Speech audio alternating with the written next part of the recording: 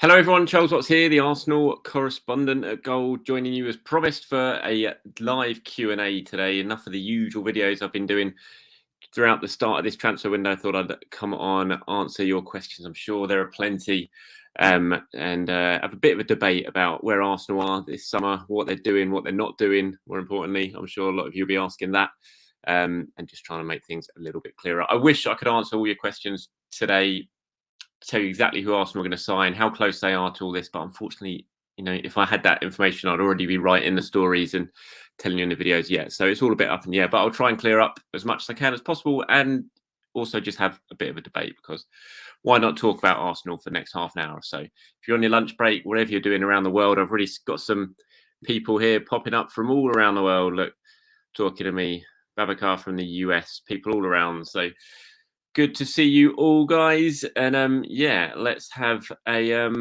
bit of a talk about Arsenal. Let's get going, shall we? Look, here's one from VT asking about the possibilities of Osimhen becoming an Arsenal player.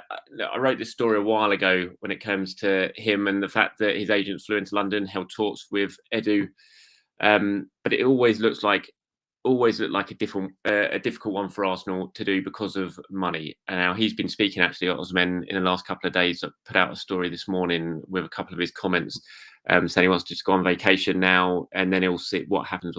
He's kind of left the door ajar for a move this summer, but it's just going to be a very difficult one to do. A, he's going to be really, really expensive. B, Napoli are not an easy club to deal with. We know that.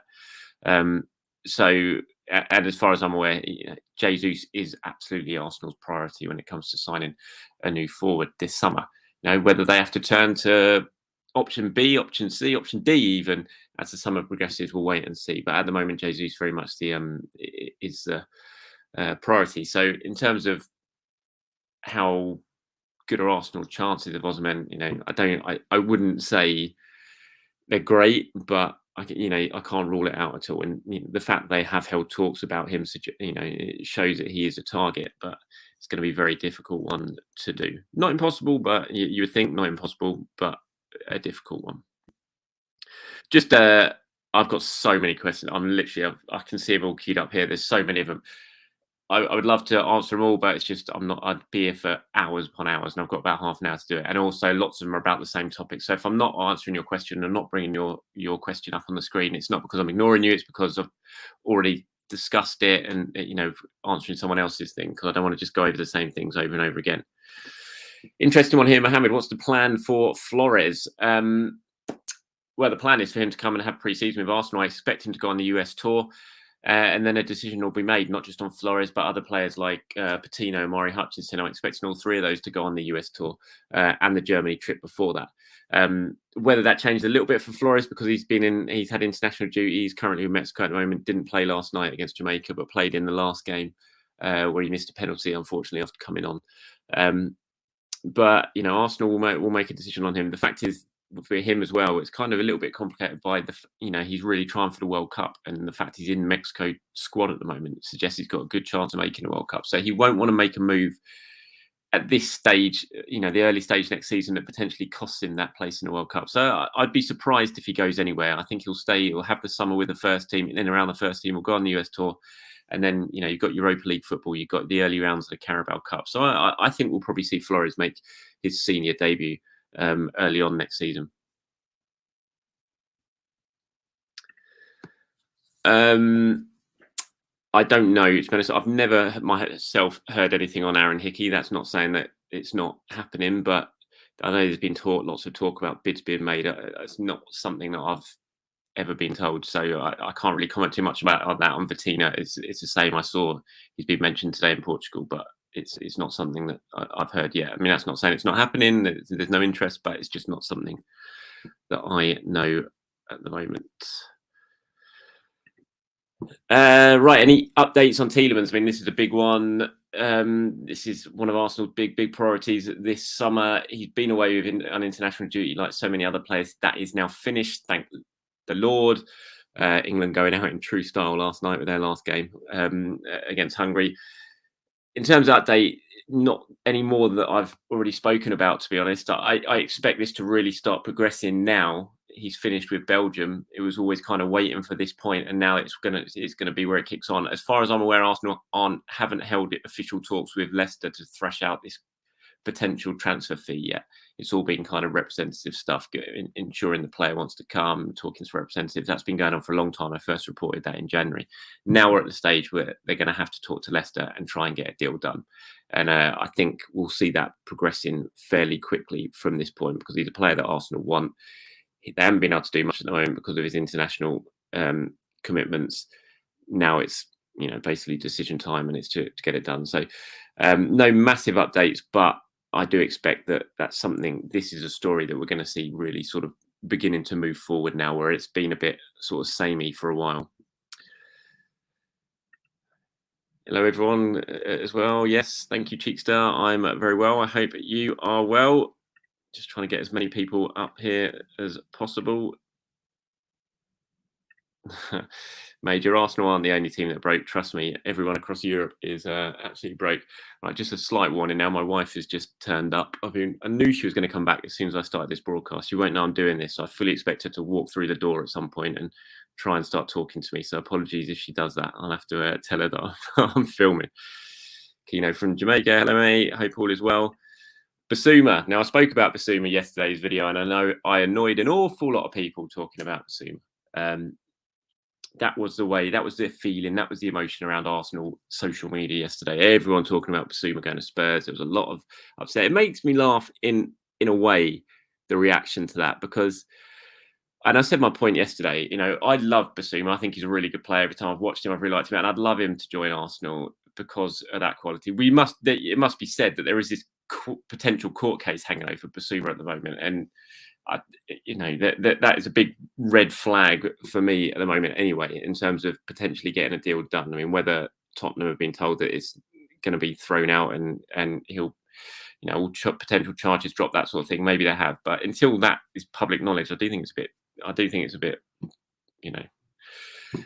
ethically potentially a bit wrong to go for a transfer, but whatever, that's by the by. But in terms of him, he was never a player Arsenal were going to sign this summer. So I don't understand why everyone's got so upset that he's going somewhere else, because it was never a player who's been talked about. He was never going to sign for Arsenal this summer. We all knew that. No one started this summer thinking, Arsenal are going to sign Basuma. Really. So I don't understand why everyone's got so upset about it, the fact that Arsenal aren't signing him and he's going to Tottenham. I think it's more to do, obviously, that Arsenal aren't signing anyone at the moment and Tottenham are making moves. I can kind of understand that. But in terms of Basuma, he was always going to go somewhere, and it wasn't going to be Arsenal this summer. So I'm not quite sure why there was so much anger about it. But, like I said, he's a player I'd wanted Arsenal to go for in terms of his potential and his quality. Is clearly very, very good. But as I said yesterday, I think it's a little bit difficult when you've got a lot of players basically playing in his position already in the club. And I don't think, at Tottenham, I think he walks in and he becomes a starter because I think he's better than Heywood. At Arsenal, I don't think he's a starter as long as Thomas Partey's fit. And I know that's a big if. But if Thomas Partey's fit, then I don't really see Basuma as a starter and in this 4-3-3 formation, because you're going to have Partey as a holding player, and then you're going to have Odegaard and potentially Tielemans ahead of him. And so I'm just not sure if you can really splash that sort of money that you need to get Basuma. And I know, yes, he's better. Well, he is better than Xhaka. He is better than El Neni. He is better than Sambi at the moment. But those players are still here. They're still in the squad. And so and they don't appear to be going anywhere at the moment. We've seen there was a chance with Granit Xhaka, but Roma have just signed Matic, so I can't see that's happening. And so with those players all in the squad, I think it's very hard for Arsenal to throw a lot of money at Basuma when they need to spend money elsewhere. So that's my thoughts on the situation anyway.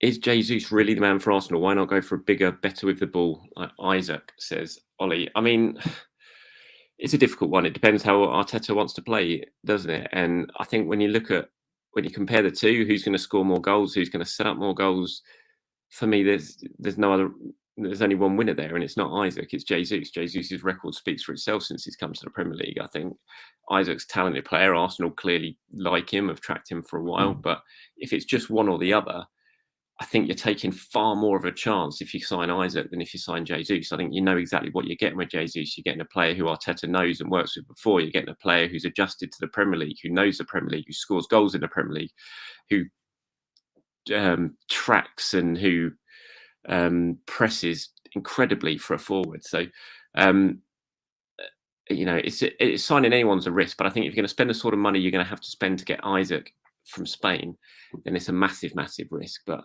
if you're spending 35, 40 million on Gabriel Jesus, my wife's definitely coming now, so she'll walk in a second. So apologies for that.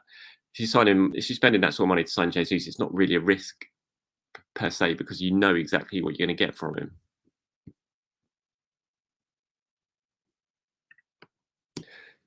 Asa, you just asked a question that I've just actually answered in my last a minute ago, and I'm sure you've probably heard it, so I'm not going to go back over it. But that was my answer.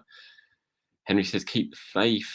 Ahmed, hi from Syria. Hello, Ahmed. Hope you're well. Listening from all around the world. Marco from Canada. Hiya. Good to see you. Thanks for joining. Jamie asks, "Hey Charles, please tell us that something is close." I wish I could, Jamie, as I said at the start of this, but I can't at the moment. Things are happening. There's no doubt they're happening. They have to be happening because the window's now open. But in terms of something being absolutely imminent, it's clearly not the case, unless there's one that's totally under wraps that we're not really heard about, that bang comes out and suddenly is confirmed. And that has happened before. It happened I can't remember, it was an outgoing, wasn't it, in the last window, that just happened like that. They are few and far between at the moment. So no, I can't say that anything is too close. Updates on Rafinha. Again, it's just, as far as I'm aware, nothing has progressed beyond sort of interest at the moment. He's certainly a player that Arsenal are interested in. He's going to move this summer. I think that's clear. The Barcelona thing is a big thing when it comes to Rafinha. That's been going on for a while. I think if Barcelona can find the money to sign him, then that's where he's going to go, because it's been ongoing for a while. Whether Barca can do that, I don't know. Whether they sell Frankie de Jong to Man United and that helps them sort of get over the line for Rafinha, we'll have to wait and see. But if Barca don't get a deal done for him, then Arsenal are certainly interested in it. And this is an interesting one that I spoke about before, and I was kind of just talking about it there with Bissouma. And it's a similar situation with Rafinha because he's coming in, he play in the same position as Bukayo Saka. But I think it's slightly different because if Pepe goes, which we're expecting Pepe to go, if a deal can be found for him, then you've basically just got two players competing for one position. Unlike with, say, Bissouma came in, then you've got like five players competing for one position. So I can see Arsenal spending money on someone like Rafinha, even though there's someone already in his position, just because of A, his quality, but B, because there's only one other player in his position. It's not absolutely stacked out there on the right wing. Rich, originally from Reading, writing from Salisbury. Hello, Rich. I hope all is well. I'm just down the road from Reading myself. Worked there for a long time, covering the Royals before I move on to Arsenal. Good to have you on board. This is an interesting one. Skamaka. I don't even know how to pronounce it. I'm sure I pronounced that totally wrong. Again, this is one that's just emerged. It's just come from Italy, and over here, there's not. He's certainly a player who would have been on Arsenal's list because of the fact he's potentially available this summer, and he's a decent striker who's scored goals in the last year or so. But I've never heard, or I've never had it sort of confirmed to me that he is, right high up on Arsenal's list for him. That's not to say he's not, but I've never heard it. And it appears that PSG are also in the running for him. And why are they not seriously considering him? Well, if they're not, it's just because they don't fancy him. It's just plain and simple as that. I think everyone can have an opinion on a player. We can all sit here and say, why aren't they signing him? But unless Edu or Mikel Arteta really rates them, then they're not going to seriously consider them. And I think with Arsenal and the way that Arteta operates, he's got a very sort of strict view on who he wants and the type of player he wants and what that player must possess to get into his team. And if Skamaka, or however you pronounce it, apologies to him as well for that, probably just butchered it. If he doesn't fit into that, then he's not going to try and sign him. Should Arsenal really retain Nketiah?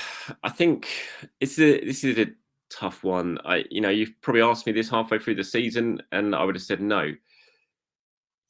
But I don't know if I would have said no. I'm not sure. I think they should, basically. Now I think they should. I think he showed us enough towards the end of last season that he can be handful in the Premier League and he can score goals in the Premier League. But I also think, even if he doesn't, if you sign him to a new contract now, then hopefully you at least get money for him. I think it would have been a really bitter pill to swallow for Arsenal to lose a player of Nketiah's potential and ability for nothing, given he's homegrown and given some of the other transfers that take place between English clubs and the money that changes hands for it. So I think as long as, I do think they should retain him, not necessarily for him to be Arsenal's starting striker. I don't think he should be by any means, but I think he can score goals. I think he could have a big impact next season in the Europa League and cup competitions. And even if it doesn't quite work out, then you can at least sell Nketiah and get money for him. And I don't think people have been saying, oh, he's on 100, this contract's going to give him 100 grand a week, even if it is that number. And I don't know if it is, even if it is that number, I'm sure it will probably be heavily incentivized, because that's a lot of the work that Arsenal do with contracts. It is heavily incentivized. But also Premier League clubs can still afford that 100 grand a week. That's not huge for all Premier League clubs. So I would think that it's not like if Arsenal keep Nketiah, he's going to be tied down to them and they won't be able to get rid of him. I think they probably will. So yes, my answer is a bit long-winded, but yes, I do think Arsenal should retain Nketiah.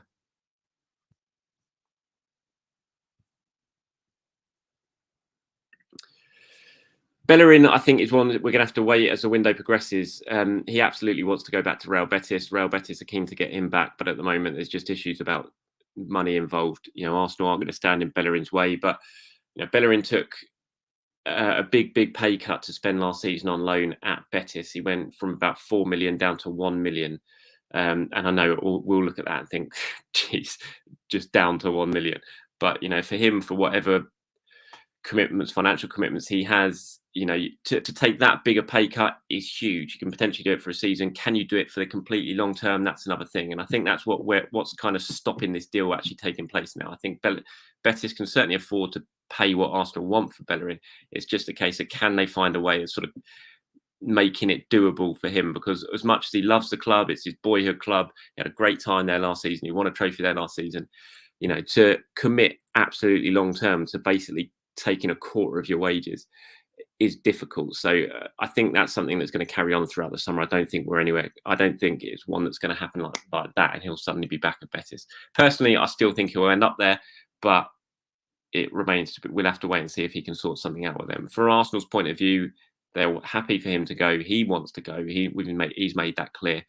He absolutely wants to stay in Spain now and join Real Betis. So we'll have to wait and see. In terms of Reece Nelson, no, there's not really any news on that at the moment. Feyenoord are interested in getting him back. He played well there last season, the second half of the season anyway. But it's a little bit complicated by the fact that about his contract situation and things like that. So I think it's something that will sort of take place later on in the summer as well.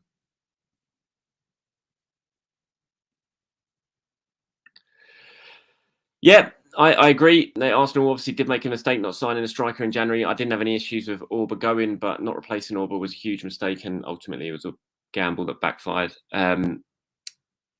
Everyone knows we are desperate and will overquote. I'm not necessarily sure that's true. I think the fact is everyone wants a striker this summer. It seems to be cyclical when you look at transfer windows in terms of what clubs want, and this summer seems to be the summer of the striker. Everyone's looking for a forward at the moment, and that's probably making things a little bit more difficult as well. And when you look at someone like Jesus, everyone's saying, get it done. I don't think it's necessarily Arsenal who aren't getting it done. And you think for the player himself, he's probably looking around thinking, well, what might come up later on in this window? I think it's pretty clear he's going to be leaving Manchester City, but for him, I don't see what good it does him to rush, as frustrating as that is from an Arsenal point of view. He'll be sitting there thinking, well, suddenly, are Real Madrid going to come knocking? I know there's an issue there with the amount of Brazilians already and that they can register. But, could they sort that out and suddenly they can come knocking? Could Chelsea, obviously Champions League next season, if Lukaku ends up going back to Inter, will Chelsea really sort of firm up their interest in Gabriel Jesus? So I don't necessarily think it's a fact that everyone overcharging Arsenal and that sort of thing is delaying things. I think potentially when it's more to do with the player than the club. Thank you, Steph. Appreciate that.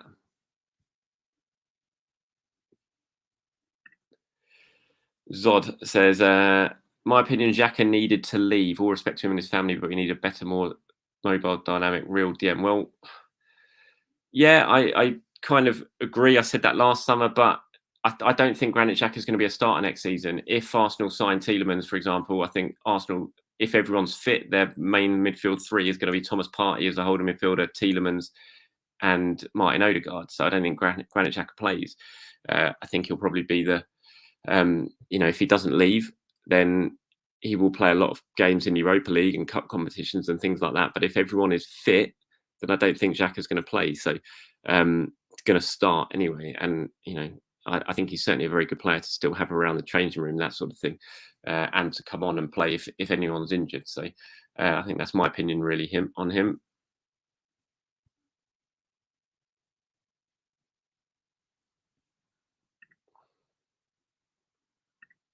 Hakuna Matata, Gabriel Jesus to Chelsea is on. Guessing you're a Chelsea fan, Hakuna, joining on here. Ask me this question again at the end of the transfer window. SG Kaleem, will they make top six? I don't see why not, but everyone's improving, so Arsenal are going to need to improve. It's very hard at the moment to sit here and say where Arsenal are going to stay because we have no idea what their team's going to look like at the end of the transfer window.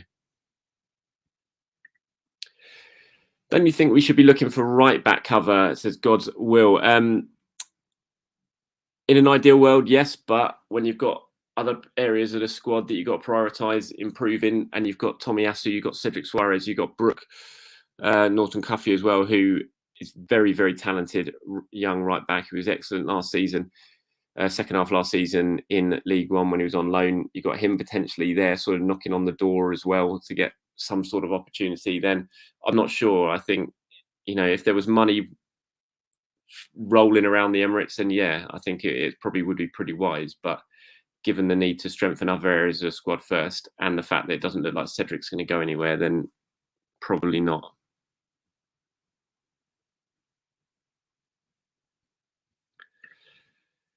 Olly Jackson obviously fancies Isak rather than Jesus. Daniel Ballard, yeah, I mean, he's a player who I've reported already this summer Arsenal are willing to accept offers for.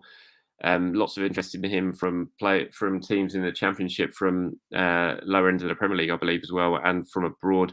Arsenal not going to stand in his way if a good offer comes in for him. They've held talks with him and his representatives at the end of last season, and it was agreed that he would be able to go. So it's just a case of seeing what offers come in, what clubs come in, and then everyone will sit down and make a decision. So yeah, I can't Daniel Ballard, I can't see he's going to make it at Arsenal and come through at Arsenal. I think he's going to have a fabulous career somewhere, but his future lies away from Arsenal.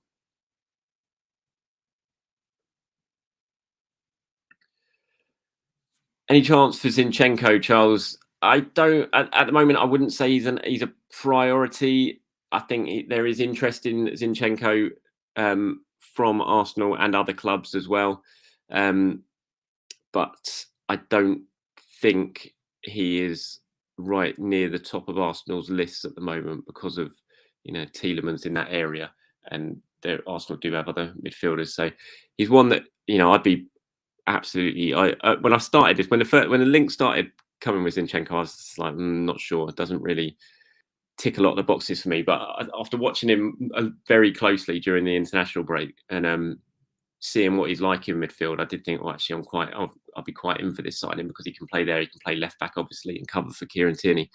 And it would be a smart signing, a very smart signing. But I'm not sure it will happen.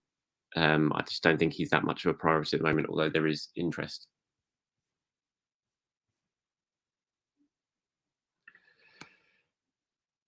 Gary, 7 days, we always drag our heels with transfers. It's been like this since we moved to the Emirates. Yeah, I do agree. We don't tend to get things done very, very early. It always seems to be that way. But then you look at last summer, Arsenal did sign 6 players. They did spend more money than anyone else in the Premier League. Admittedly, some of those were late signings, but I don't think it's as much as every year you sort of end the season and think, I'd be great to get the transfers in early. It doesn't always happen. Yes, there's been a few big transfers this summer so far involving some of the bigger teams like Manchester City, Liverpool, Tottenham. We know they're all doing business.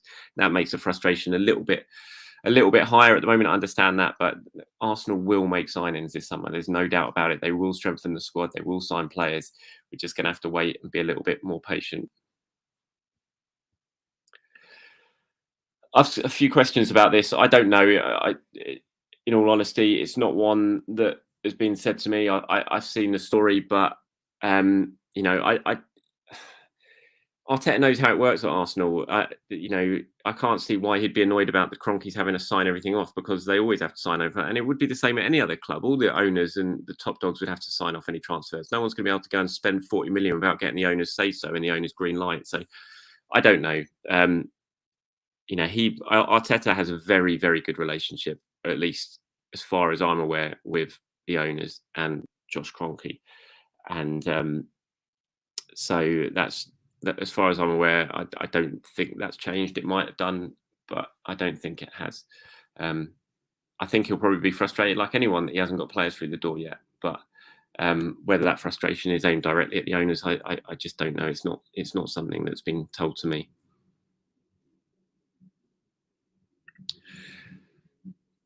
What does Marquinhos signing mean for Hutchinson and Reece Nelson? It doesn't really mean too much. I would say it's a case of whoever's good enough and impresses enough is going to get the chance. You know, I think Marquinhos, he'll get the pre-season, the summer to impress, and then Arsenal work out what to do with him. Will he stay with it under 23s for 6 months to acclimatise to London, basically, which I think is probably the wiser option than sending him straight out on loan, because that just gives him no time to adjust to England and things like that. So I wouldn't be surprised if he comes here,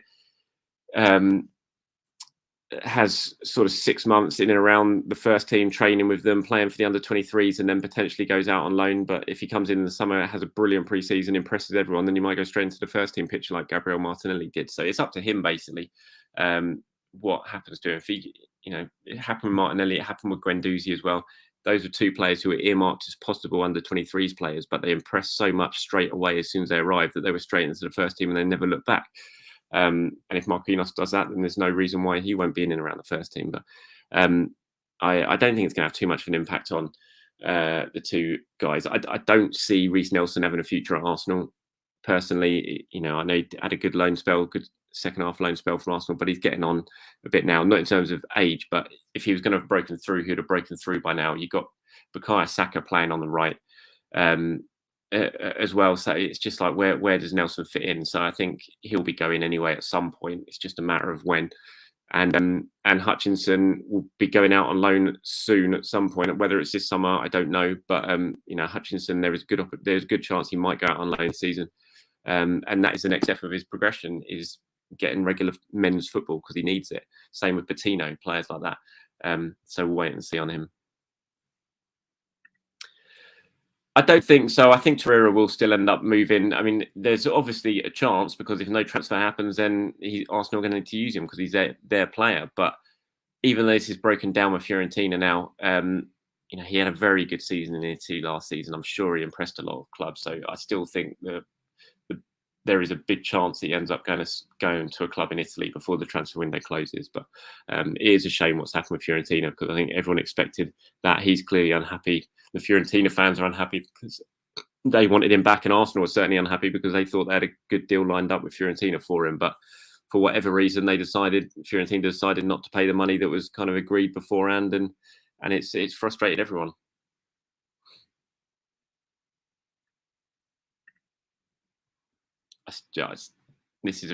This link seems to happen every single transfer window, and it's never materialised. And I don't think it's going to materialise now. I just think it's just rumour and speculation. I don't think there's anything in that.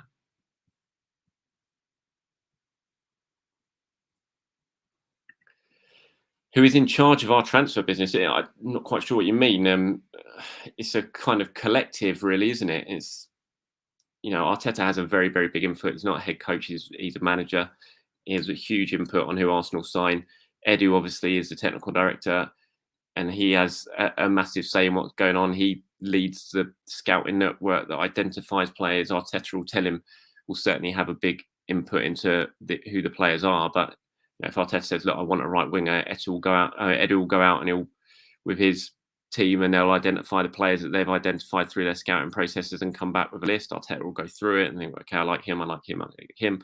There will also be players who Arteta will just say, "I want to sign him." He's like Gabriel Jesus, who he's worked with before. So it's a collective. It works different ways, but it's not just one man really at Arsenal who's in charge of the transfer business. Sometimes it's a technical director, and if there's a head coach in charge, he'll just have to make do with the signings that the technical director brings in, but that's not the case at Arsenal. And you've got Richard Garlick there as well, who's very influential. So it's a collective at Arsenal rather than just one man. Tino is where? He's on holiday at the moment. Actually, no, he's just come back from holiday. He was injured a lot during the second half last season, so he came back right at the end of the season, played a couple of games, I think, for the under-23s, or he certainly travelled with the under-23s. I think he'll be going away with Arsenal in the summer on the US tour. I don't think, as it stands, that he is earmarked as a player who's going to go out on loan during the first half of the season. I think he'll be around and included in terms of the Europa League games and in terms of the Carabao Cup. You've got to remember there's 5 subs as well from next season. That's going to make a big impact on the squad, not just Arsenal squad, all squads. And these sort of players, when it's suddenly, instead of just 3 players who can come on, it's 5, that changes things massively. So I fully expect Patino to stay at Arsenal this summer and to be in and around the first team next season.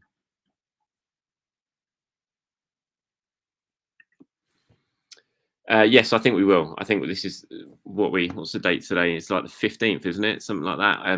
I'd be very, very surprised if we get to the end of June and we haven't seen any movement one way or the other on both of those players. Oh, I shouldn't even have selected this because I haven't had time to think about it. So, who are your top 3 transfer priorities if you had a choice? It depends. I mean, if you're talking realistic or unrealistic, obviously if it's unrealistic, I'll be throwing all sorts of names at you. But in terms of realistic, who I think Arsenal could get this summer and would make a difference, I'm all in terms of Gabriel Jesus now. I think he'd be a fantastic signing. I think he'd make a big difference to that forward line. I'd love Rafinha to come in as well. I think he's a fantastic player, really impressed in what he's done at Leeds, and I think he could really change Arsenal's attack as well. If you're kind of looking, you could potentially move Saka out onto the left, and you sort of look at a forward line of Saka, Rafinha, and Jesus. For me, that just absolutely transforms Arsenal to a potential top 4 side, especially when you've got the likes of Martinelli, Smith Rowe, and stuff behind him as well, and obviously Odegaard starting. And I really like Tielemans. He's always been a player that I've really admired. So he would absolutely be up there. I do like the idea of Zinchenko, as I said. I think he provides brilliant cover from the left-hand side and in central midfield. But I think in terms of my top 3 transfer priorities now, I would look at Rafinha, Jesus, and Tielemans and think they're all very realistic signings who would come in and make a massive difference at Arsenal. And those are the areas that they really need to improve. They need to get another wide forward. Rafinha ticks that box. They need to get a striker. Jesus ticks that box. And they need to get a midfielder who plays in that number 8 role. Tielemans ticks that box. So probably I'd go with them.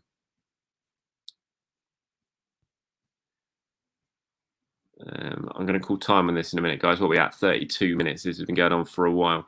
Matt Turner is arriving, I believe, at the start of July, so he will be with Arsenal on the US tour. So that is not far away now.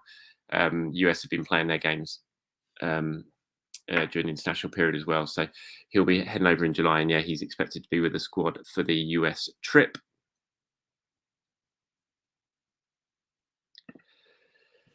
There's so many. I'm really sorry that I haven't answered all of your questions. This is an interesting one.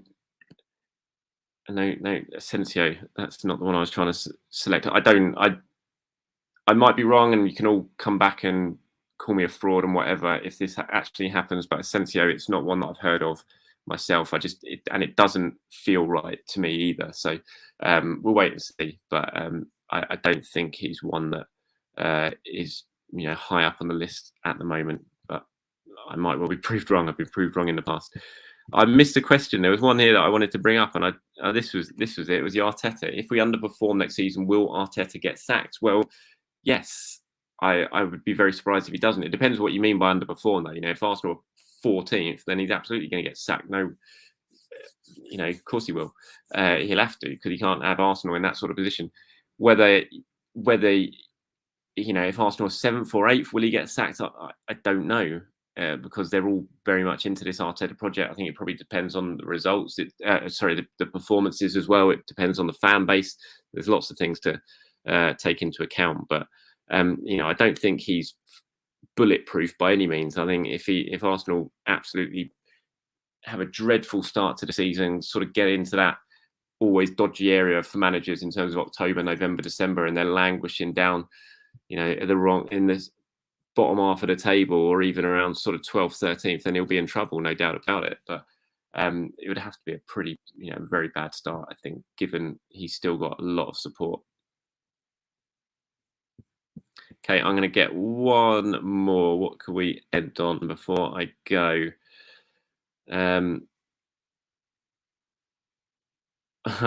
Sekaya, good to hear from you, mate. Do you know who Arsenal will play first in the Prem? I don't. I haven't got it yet. I will know before it gets published.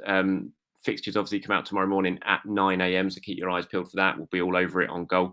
Head to goal.com and you'll have everyone's fixtures up there from 9. We get them a bit earlier than everyone else to prepare. It is all embargo day, so I can't be revealing who it is, because I'd be breaking embargo and would get myself and Goal into an awful lot of trouble with the Premier League.